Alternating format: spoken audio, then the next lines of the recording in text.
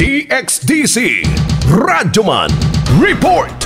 Libuan ka mga relief goods ang ikarga sa Philippine Navy ship na BRP Tagbanua LC296 karong adlawa. Sa interview sa DXDC RMN Davao kang Lieutenant Commander Jerome Bryan Mauring, Naval Forces Eastern Mindanao Public Information Officer.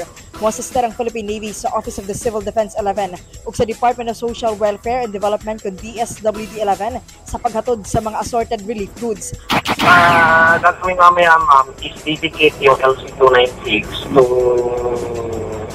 load ma'am, 1,000 plus family food pack coming from DSWD 11 and together with OCD and then partnership with the Biyahe ang Barko ugmang adlawa Huwebes gikan sa Davao City, padulong og Sarangani, Davao Occidental. Sumala ni Karlo Alexie Puerto, OCD 11 Information Officer. Dugang kini nga mga supply sa relief goods para sa mga biktima sa 6.8 nga linog.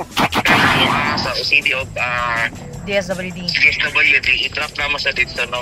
I-drop naman sa mong local counterpart sa MDR o sa MSWD.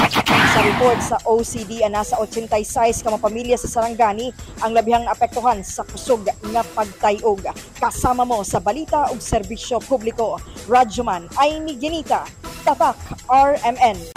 Tatak RMN.